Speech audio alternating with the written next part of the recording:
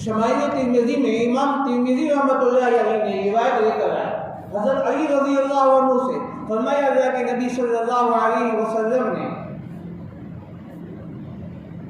میں نبی ہوں، انا خاتم النبیین کنت نبیا انی جعلتک خاتما و فاتحا۔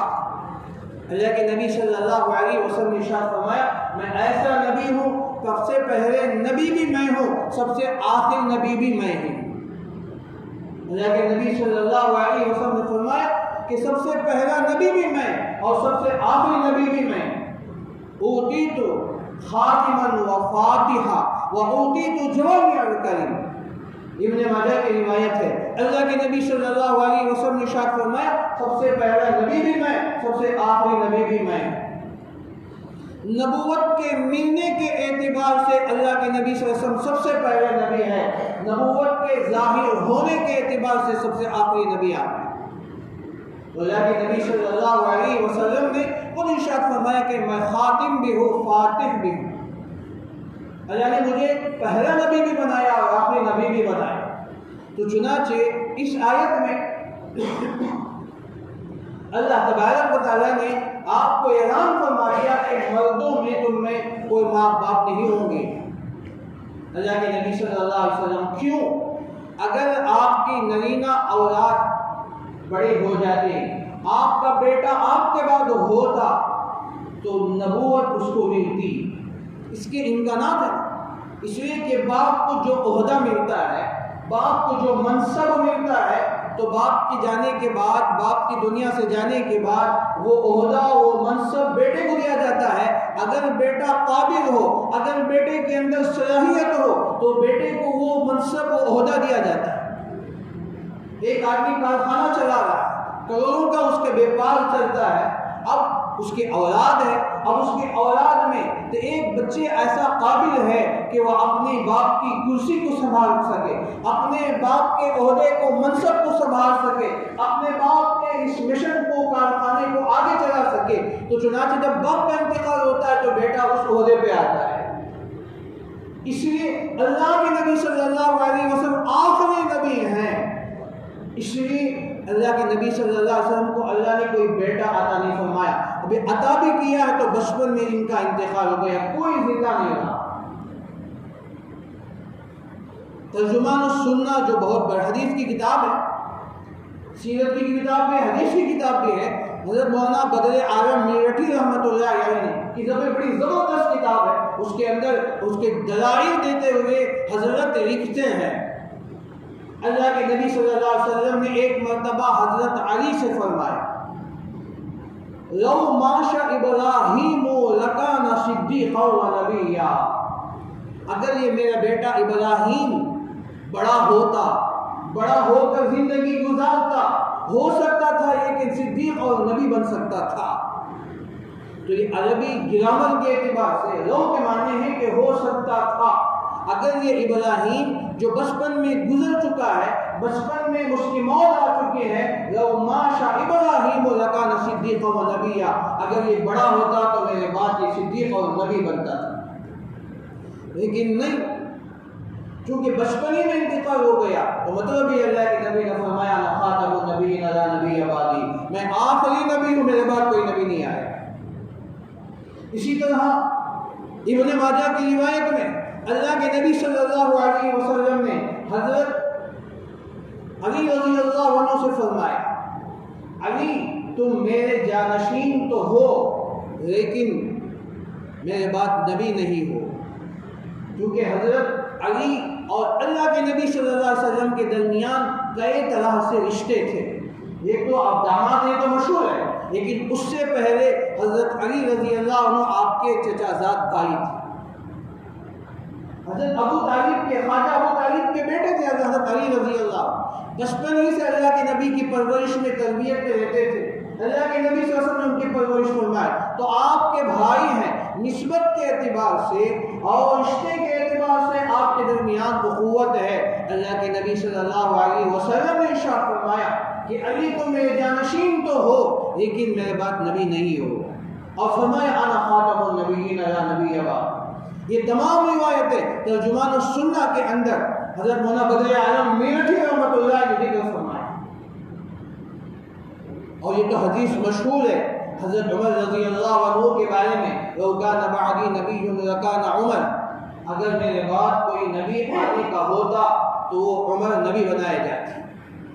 حضرت عمر رضی اللہ عنہ کی جو سوچ، جو صلاحیت تھی، وہ نبوت والی صلاحیت تھی.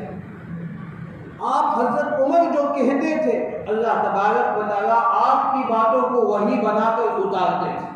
آپ جو ارشاد فرماتے اللہ تبارک و تعالیٰ حضرت عمر کے قول کو، حضرت عمر کی بات کو اللہ تعالیٰ قرآن کریم کی آیتیں بنا کر پیش کرتے تھے. 10 مقامات ایسے ہیں قرآن کریم کے اندر جہاں حضرت عمر نے ارشاد فرمایا، حضرت عمر نے مشورہ دیا اللہ کے نبی صلی اللہ علیہ وسلم کو، اللہ تعالیٰ نے آیت بنا کے پیش فرمایا. عبداللہ ابن ابی ابن سلول جو منافقین کا سردار تھا، جب وہ مر گیا، اس کا انتقال ہو گیا، ان کے بیٹے عبداللہ بہت صحابی تھے، بہت نیک تھے، پکے صحابی تھے، لیکن باپ منافقوں کا سردار تھا. اس کا انتقال ہو گیا. اس نے اسلام کو بہت نقصان پہنچایا، اللہ کے نبی صلی اللہ علیہ وسلم کو بہت اذیتیں پہنچائے، اللہ کے نبی صلی اللہ علیہ وسلم کو بہت ساری تکلیف دی. انہوں نے مسلمانوں کے درمیان لڑانے کی کوششیں کی اور اسلام کو اس نے ہر طرح سے نقصان پہنچایا. قرآن کریم کی آیت بھی بتا رہی ہے کہ وہ اسلام کو کتنا نقصان پہنچایا. ایسا مردود جب اس کا انتقال ہو گیا، جب وہ مر گیا، تو اللہ کے نبی صلی اللہ علیہ وسلم کے پاس ان کے بیٹے جو پکے سچے مومن تھے، عبداللہ تھے، وہ آئے اور آ کر کہا کہ یا رسول اللہ صلی اللہ علیہ وسلم، میرے باپ کے بارے میں تم جانتے ہو، اے نبی میری درخواست یہ کہ آپ جنازے کی نماز پڑھا دیں اور آپ اپنا جھبا عطا کر دیں اور آپ قبر کے پاس کھڑے ہو کر دعائیں مغفرت کریں. اللہ کے نبی صلی اللہ علیہ وسلم تیار ہو گئے اور ان کے بیٹے کی دل جوئی کے لیے اللہ کے نبی صلی اللہ علیہ وسلم تیار ہو گئے. یہاں تک کہ اس منافقیوں کا سردار کا جنازہ لایا گیا. اللہ کے نبی صلی اللہ علیہ وسلم آگے بڑھ کر نماز پڑھانے کے لیے کھڑے ہو گئے.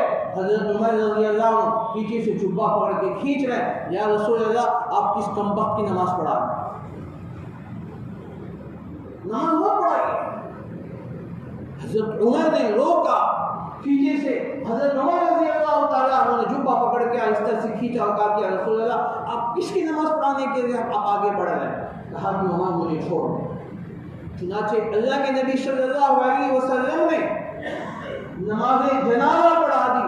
نماز سے فارغ ہوئے، اللہ نے آیت نازل فرما دی جو سورہ توبہ کی 10ویں پارے کے آخری صفحے سے پہلے، وَلَا تُصَلِّ عَلَىٰ أَحَدٍ مِّنْهُمْ مَاتَ أَبَدًا وَلَا تَقُمْ عَلَىٰ قَبْرِهِ. اے نبی آئندہ اس کے بعد کسی کافر کی آپ نماز جنازہ مت پڑھائیں.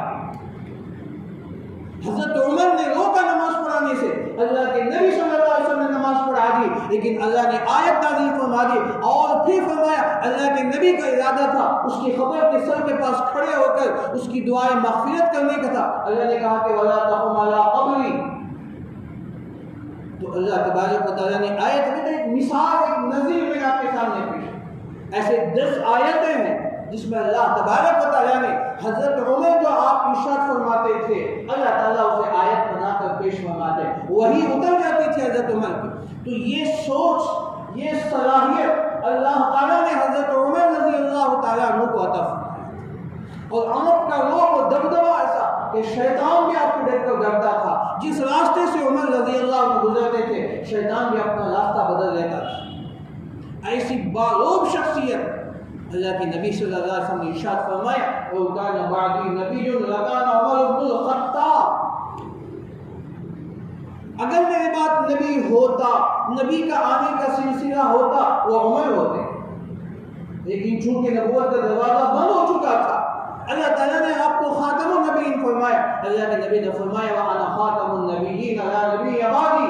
میں خاتم النبیین ہوں، تمام نبوت کے سلسلے کو منقطع کرنے والا ہوں اور آپ کے بعد کوئی نبی نہیں آئے. تو یہ اس زمانے میں تو یہ صلاحیتیں رکھنے والے جب موجود تھے، حضرت عمر جیسی شخصیت اور حضرت علی رضی اللہ عنہ جیسی شخصیت موجود تھی. حضرت علی کے بارے میں اللہ کے نبی صلی اللہ علیہ وسلم نے ارشاد ارشاد فرمایا کہ میں علم کا شہر ہوں، انا بلد العلم وبابہ علی، میں علم کا شہر ہوں، اس کا دروازہ حضرت علی ہے۔ اتنا زبردست علم حضرت علی رضی اللہ عنہ کو اللہ نے عطا فرمایا، بڑے بڑے مسئلوں کو بڑی آسانی کے ساتھ حل کر دیتے۔ اللہ نے ایسی ذہانت اور ایسی فطانت اللہ نے حضرت علی کو عطا فرمائی کہ ہم اندازہ نہیں لگا سکتے۔ سیرت کی کتابوں کے اندر، حدیث کی کتابوں کے اندر حضرت علی رضی اللہ عنہ کے فیصلے، عجیب و غریب فیصلے، آپ کے انوکھے فیصلے جو آپ کی ذہانت و فطانت پر دلیل ہے، بہت سارے مثالیں واقعات موجود ہیں۔ تو حضرت علی کے بارے میں اللہ کے نبی صلی اللہ علیہ وسلم نے صاف ارشاد فرمایا تم میرے جانشین تو بن سکتے ہو لیکن میرے بعد نبی نہیں ہو سکتے۔ تو ایسی شخصیتیں جب نبی نہیں بنی ہیں، اور حضرت ابراہیم جو آپ کے بیٹے تھے، اللہ کے نبی نے فرمایا کہ بڑے ہوتے تو یہ نبی اور صدیق بن سکتے تھے، لیکن چونکہ نبوت کا دروازہ بند ہو چکا ہے تو آپ کے بعد کوئی نبی نہیں آئے گا۔ لیکن آج کل جو جھوٹے کذاب جو اس طرح کے اپنی نبوت کا اعلان کر رہے ہیں اور وہ چور بن کر چھپ کر وہ اسی طرح آڈیو کے ذریعے سے، فیس بک کے ذریعے سے اور انٹرنیٹ کے راستے سے لوگوں کو دھوکہ دے رہا ہے، اور اللہ حفاظت فرمائے کہ ہمارے نوجوان ان کے دھوکے میں پڑے۔ تو اس لیے ختم نبوت کا معاملہ کوئی معمولی نہیں ہے، یہ بہت ہی حساس معاملہ ہے۔ گزشتہ جمعہ میں نے بات آپ کے سامنے عرض کی تھی کہ یہ جو اللہ کے نبی کے ختم نبوت کے دشمن ہیں، ہم ان کے دشمن ہی سکتے۔ دشمن کو ساتھ دشمنی کرنا فرمایا کہ یہ ایمان کے کامل ہونے کی علامت ہے۔ من احب للہ ومنع من احب للہ وابغض للہ، اللہ کے لیے کسی سے دوستی کرے، اللہ کے لیے کسی سے محبت کرے تو اللہ ہی کے لیے کسی سے بھی دشمنی کرے۔ اسی بہار اللہ کے نبی صلی اللہ علیہ وسلم نے حدیث کے اندر بہت ساری روایتیں بیان فرمائے، اور جگہ جگہ اللہ کے نبی صلی اللہ علیہ وسلم نے ارشاد فرمایا، اتنی روایتیں بیان فرمائی، محدثین لکھتے ہیں 45 حدیثیں صرف اللہ کے نبی نے اس میں ارشاد فرمایا کہ لا نبی بعدی وَأَنَا خَاتَمُ النَّبِيِّينَ لَا نَبِيَّ بَعْدِي، ختمتُ کا خاتم النبیین، اللہ کے نبی نے فرمایا میرے نبوت کے سلسلے کو میں نے ختم فرمایا۔ اس لیے جب اللہ کے نبی صلی اللہ علیہ وسلم پیدا ہوئے، اللہ تعالیٰ نے قدرتی طور پر آپ کے دونوں شانوں کے پیچھے، آپ کے دونوں منڈوں کے پیچھے اللہ تعالیٰ نے مہر نبوت کو رکھ دیا۔ اس لیے جب یہودی جب مکہ آئے تھے، چونکہ ان کی کتابوں کے اندر جو علامات بتائے گئے کہ مکے کے اندر قریش خاندان میں، ہاشم گھرانوں کے اندر ایک بچہ پیدا ہوگا جس کی یہ علامات ہوں گے، جس کے یہ صفات ہوں گے، ان صفات میں سے ایک صفت یہ ہے کہ ان کے منڈے کے پیچھے ختم نبوت ہوگا، مہر نبوت ہوگا۔ چنانچہ جو یہودی ہوتے تھے، جب اللہ کے نبی صلی اللہ علیہ وسلم چھوٹے سے بچے تھے، جب لوگ آپ کی زیارت کے لیے آتے تو دشمن یہودی بھی آپ کی زیارت کے لیے آتے تو بڑی چالاکی سے یہ محسوس کر لیتے اس بچے کے پیٹ میں مہر نبوت ہے یا نہیں۔ جب معلوم ہوتا کہ اس بچے کے پیٹ میں مہر نبوت ہے تو بڑے افسوس کے ساتھ کہتے اے بنی اسرائیل، آج سے نبوت ہمارے خاندان سے نکل گئی، اب تو آخری نبی پیدا ہو چکا ہے۔ تو یہ علامات اللہ نے تورات کے اندر، انجیل کے اندر اللہ تبارک و تعالیٰ نے آپ کو متعین فرمایا ہے۔ یہ اوصاف تورات کے اندر موجود ہے، انجیل کے اندر موجود ہے، آپ کے نام کے ساتھ قرآن نے کہا تورات کے اندر بیان کیا گیا۔ تورات میں آپ کا نام محمد صلی اللہ علیہ وسلم ہے، اور انجیل کے اندر آپ کے نام احمد ہے، یہ عتی من بعد اسمہ احمد۔